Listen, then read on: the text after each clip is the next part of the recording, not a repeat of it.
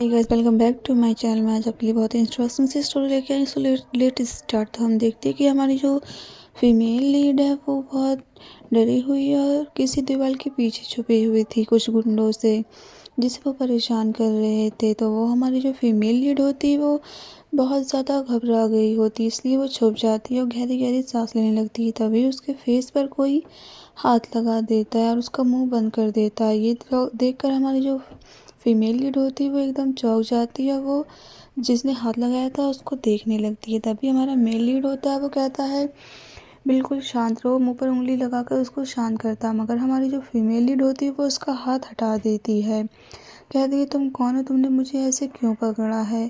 तभी हमारा जो मेल लीड होता है वो उसको छोड़ता नहीं है। तभी हमारी फीमेल लीड कहती है नहीं प्लीज़ मुझे छोड़ो, तुम कौन हो, मुझे तुमने क्यों पकड़ा है, क्या तुमसे तुम्हारी मेरी क्या दुश्मनी है। तभी वो कहता है मेरी तुमसे कोई दुश्मनी नहीं, मैं बस तुम्हें बचाने के लिए आया हूँ और बस मुझे तुम्हारी मदद करनी है। तभी हमारी जो मेल लीड होता है वो उसको किस करने लगता है, मगर हमारी फीमेल लीड होती है वो कहती है रुक जाओ, स्टॉप, तुम मुझे किस क्यों कर रहे हो, तुम कौन हो, तुम कोई गुंडे तो नहीं हो, तुम मुझे ऐसे किस कर रहे हो।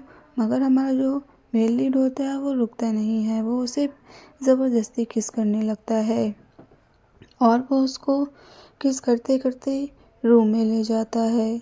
वो लोग वहाँ पर बहुत ज़्यादा रोमांटिक हो जाता है और वो उसको बेड पर ले जाता है ताकि बेड पर अच्छे से रोमांस हो पाए। तभी वो उसको देखने लगता है और उसके साइड आने लगता है। तभी हमारी फीमेल लीड होती है वो उसको हटाती है, पर हमारा जो मेल लीड होता है वो वहाँ से हटता नहीं है और उसको किस करने लगता है वो।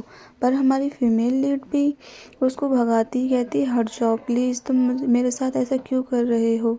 मगर हमारा जो मेल लीड होता है वो और ज़्यादा मूड में आ जाता है और उसको कस के पकड़ लेता है और अपने कोट को उतार देता है और फिर से हमारी फीमेल लीड को किस करने लगता है और उसके बहुत ज़्यादा अच्छा फील कराता है ताकि वो मूड में आ जाए।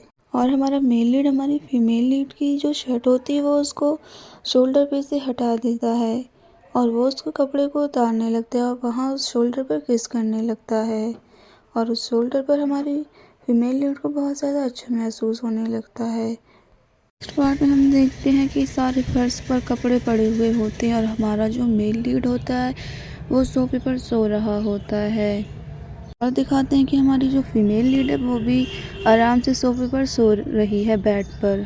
तभी हम देखते हैं कि हमारी फीमेल लीड की आँख खुलती है और वो देखती है कि उसके कपड़े निकले हुए हैं और उसके पास में हमारा मेल लीड सो रहा है आराम से सोफे पर टिककर। तभी हमारी फीमेल लीड एकदम घबरा कर उठती है और वो अपने कपड़े उठाती है और देखती है कि अभी भी हमारा मेल लीड जो है वो सो रहा है और वो उसको कोट उसके ऊपर रखकर वहाँ से चली जाती है। नेक्स्ट पार्ट में हम देखते हैं कि हमारी जो फीमेल लीड के घर वाले होते हैं वो सोफे पर उसका इंतज़ार कर रहे होते हैं और कहती है उसकी जो सौतेली बहन होती है वो कहती है मम्मी अभी तक ये आई क्यों नहीं है, मिस्टर जैन ने बोला कि वो तो उसके पास गई भी नहीं है। तभी उसकी मम्मी कहती हैं तो वो कहाँ चली गई ऐसे बिना बताए। तभी हम देखते हैं कि हमारी जो फीमेल लीड होती है वो अपने घर का गेट खोल रही होती है और वो गेट के पास खड़ी हो जाती है और अपने घर वालों की बातें सुन रही होती है। वो कहते हैं कि हमने तो उसके पास इसलिए भेजा था ताकि हमें वो आदमी अच्छे पैसे दे सके, मगर वो तो वहाँ से भाग आई है, तो फिर वो कहाँ चली गई। मिस्टर जैन बोल रहे हैं कि वो तो मुझे हाथ लगाने भी नहीं दे रही थी। तभी उसके फादर कहते हैं ये मिस्टर ने तो मेरे साथ 5 मिलियन इन्वेस्टमेंट की थी, अब मैं क्या करूँगा, वो तो मुझसे ले लेंगे, मेरा तो पूरा ऑफिस का काम ठप हो जाएगा। तभी उसकी वाइफ और उसकी बेटी कहती हैं कि आप टेंशन मत लो, हम फिर से उसको उसी के पास भेज देंगे। उसका भाई भी यही बोलता है कि आप टेंशन मत लो पापा, हम उसको उसके पास फिर से भेजेंगे, वो ऐसे कैसे नहीं जाएगी। तभी ये सुनकर हमारी जो फीमेल लीड होती है वो बहुत ज़्यादा दुखी हो जाती और वो सोचती कि मेरी फैमिली कैसी है, ऐसी फैमिली से तो ना होना चाहे। तभी हम देखते हैं कि ये पहले क्या हुआ था जिसकी वजह से हमारी जो फीमेल लीड और मेल लीड इंटीमेट हुए थे। तभी हम देखते हैं कि जो एक बुढ़ा होता है जिसके फादर ने जिसके पास भेजा था, जिसने 5 मिलियन इन्वेस्ट किए थे, उसी के ये होता है वो आदमी। तभी वो सोचती है कि ये मिस्टर जैन मेरे हस्बैंड होने वाले हैं। तभी वो सुन लेती है कि मिस्टर जैन को फिर से बुलाओ और हमारी जो इस लड़की को, नालायक को, फिर से इसके पास भेजो। और वो सोचती है कि ये तो मेरे पापा क्या बोल रहे हैं, मुझे तो यकीन नहीं हो रहा ये मेरे सगे पापा हैं या सौतेले। तभी वो बहुत ज़्यादा घबरा जाती है, मुँह पे हाथ रख के चुपके चुपके से रोने लगती है और सोचती है ये दिन देखने से पहले मैं मर क्यों नहीं गई। तभी वो घर के अंदर आ जाती है और अपनी फैमिली वालों के सामने खड़ी हो जाती है और कहती है, डैड ये तुम क्या बोल रहे थे, तुमने मुझे उस आदमी के पास भेजा था मुझे बेचने के लिए ताकि आपके बिजनेस में बहुत ज़्यादा प्रॉफिट हो सके। आपका अगर बिजनेस के वजह से मैं आपकी डॉटर हूँ भी या नहीं हूँ, आपने क्या मुझे डस्टबिन से उठाया था जो आप ऐसी बातें कर रहे हैं। आपने मुझे एक बुढ़े की अपनी उम्र से ज़्यादा जो आदमी है उसके पास मुझे भेजा ताकि आपके बिजनेस में प्रॉफिट हो सके। तभी उसकी सिस्टर बोलती है, तुम यहाँ क्या कर रही हो, तुम्हें तो वहाँ होना चाहिए था, तुमने सारा प्लान चौपट कर दिया है। अब हम सड़क पर आ जाएंगे, मिस्टर जैन अब तो सारे पैसे ले लेंगे और तुम्हें बिल्कुल भी शर्म नहीं आती है। और ये तुम्हारी नेक पर कैसा मार्क है, तुम क्या करके आई हो, किसके साथ तुम अपनी नाइट गुजार के आई हो, तुम अपने गुलछले किसके साथ उड़ा रही थी, अपने आशिक के साथ। तभी तुम मिस्टर जैन के पास नहीं रुकी थी। तभी हमारी फीमेल लीड को गुस्सा आ जाता है, वो उसकी थप्पड़ मार देती है। तभी उसकी माँ उसे पकड़ लेती है और अपनी बेटी से कहती है, बेटा क्या तुम ठीक हो। तभी वो उससे कहती, तुम्हारी हिम्मत कैसे हुई मेरी बेटी को मारने की, तुम्हारी इतनी हिम्मत है तुम मेरे सामने मेरी बेटी को मारोगी, और तुम अभी के अभी मिस्टर जैन के पास जाओ, मैं तुम्हें अभी वहाँ भेज रही हूँ, तुम्हें समझ क्यों नहीं आ रहा है। अभी हमारी फीमेल लीड कहती है कि तुम इस थप्पड़ को डिज़र्व करती हो, तुम इस लायक ही हो कि तुम थप्पड़ ही खाओ। तभी आकर उसका भाई उसको वहाँ से पकड़ता है और खींच के धक्का दे देता है और कहता है, सिस्टर तुम मेरी सिस्टर को कैसे मार सकती हो, तुम्हें बिल्कुल भी अंदाज़ा नहीं कि हम इतने सारे लोग हैं, तुम मेरी सिस्टर को मार रही हो। तभी हमारी जो फीमेल लीड होती है उसके फादर की उसको एक कस के थप्पड़ मार देते हैं और कहते हैं, अपना मुंह बंद रखो, तुम कुछ ज़्यादा नहीं बोल रही हो, तुम्हें बिल्कुल भी शर्म नहीं आती है और तुम बिल्कुल उसके पास जाओगी। मुझे पैसों की ज़रूरत है और तुम्हें उससे शादी करनी होगी, वरना वो मुझे पैसे नहीं देंगे, समझ आया। तो मैं कुछ नहीं सुनना चाहता हूँ और तुम्हारे मुँह से। तभी हमारी फीमेल लीड कहती कि अच्छा हुआ कि मेरी मॉम मर गई हैं, वरना तो ये देखकर वो वैसे भी मर जाती।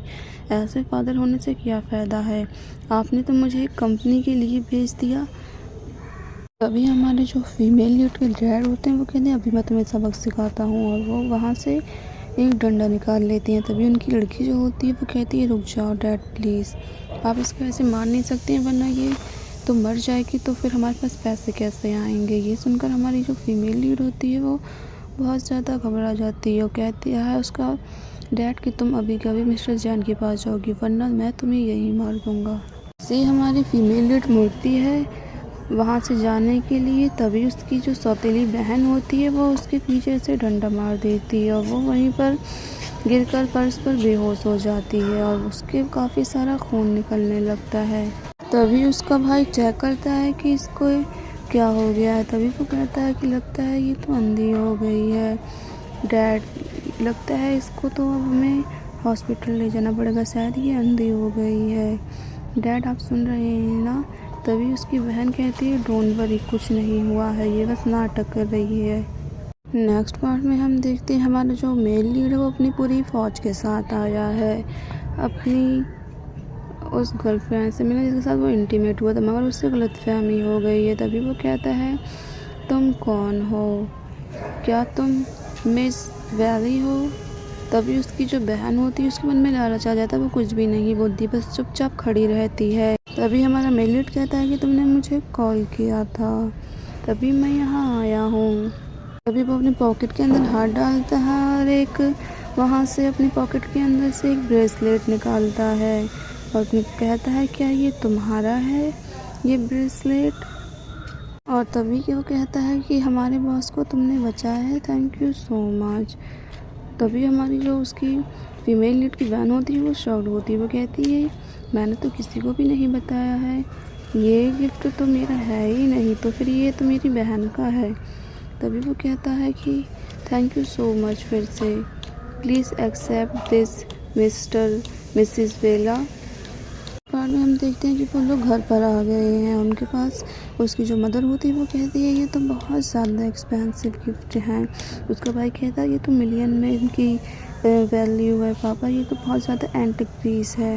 मैंने इसे ऑनलाइन देखा था, ये बहुत ज़्यादा महंगा था, 55 मिलियन का है ये।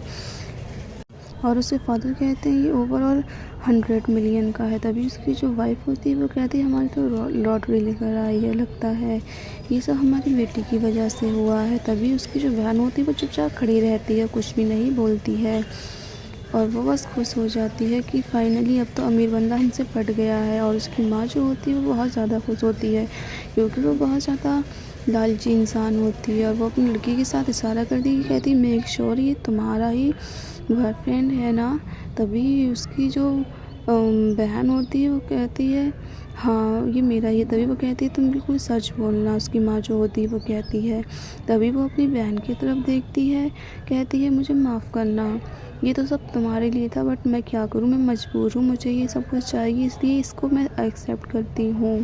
नेक्स्ट पार्ट में हम देखते हैं 10 महीने बाद हमारी जो फीमेल लीड है वो हॉस्पिटल में है और वो एक बेबी को जन्म दे रही है।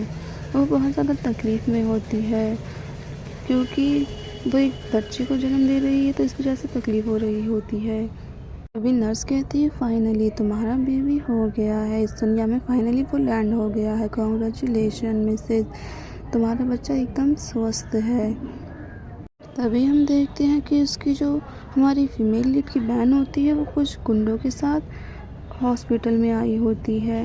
ये देखकर हमारी जो फीमेल लीड होती है वो बहुत ज़्यादा घबरा जाती है, कहती है कि तुम यहाँ क्या कर रही हो, तुम्हें यहाँ क्या है, तुम क्यों आई हो यहाँ पर, तुम्हें क्या काम है, तुम ऐसे हॉस्पिटल में कैसे आ सकती हो। तभी उसकी जो नर्स होती है वो कहती है प्लीज़ तुम यहाँ से जाओ, हमारी पेशेंट को परेशानी हो रही है, तुम यहाँ पर क्यों हो। तभी वो इशारा करती है और उसके जो बॉडीगार्ड होते हैं वो उसको पकड़ लेते हैं नर्स को और वो उसको इतनी टाइटली पकड़ते हैं ताकि वो छूट ना पाए। तभी हमारी नर्स होती है वो कहती है मुझे छोड़ो, मुझे तुम क्यों पकड़ रहे हो।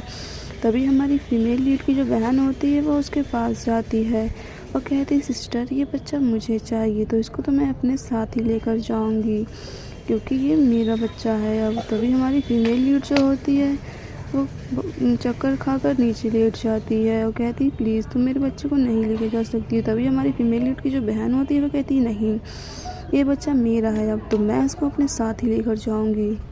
तभी हमारी फीमेल लीड कहती है प्लीज़ मेरे बच्चे को छोड़ दो, तुम मेरे बच्चे को नहीं लेकर जा सकती हो, ये मेरा बच्चा है, तुम्हें समझ क्यों नहीं आ रहा है, मेरा बच्चा मुझे दे दो प्लीज़। देखते हैं कि उसकी जो बहन होती है वो कहती है लेट्स गो बेबी, अब हम घर चलते हैं। और कहती है सिस्टर तुम आराम से लेटी रहो, तुम्हारा बच्चा मेरा है, तुम इसकी बिल्कुल भी परवाह मत करना, मैं इसको अच्छे से फल फूस कर बड़ा करूँगी। और हमारी फीमेल लीड की जो बहन होती है वो वहाँ पर हॉस्पिटल में आग लगवा देती है उसके रूम में ताकि वो जल जाए और वहाँ से भी उसका नामो निशान मिट जाए।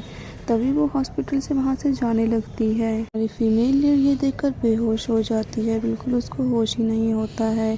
तभी नर्स बोलती है कि मिस बेला आप उठिए वरना आप यहाँ पर जल जाएंगी, उठो। तभी हमारी नर्स उसको बहुत ज़्यादा उठाती है मगर वो बेचारी बेहोश होती है, कहती है प्लीज़ बेला उठिए आप वरना आप यहाँ जल जाएंगी।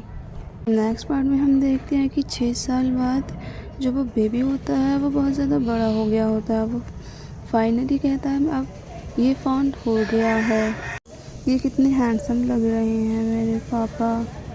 और दूसरा बच्चा जो होता है वो एक लैब में एक्सपेरिमेंट कर रहा होता है क्योंकि सारे बच्चे बहुत ज़्यादा ही एकदम इंटेलिजेंट हैं। बेटा जो है वो बेला का है जो उसकी बहन छीन कर ले आई थी, इसलिए ये ज़्यादा इंटेलिजेंट है।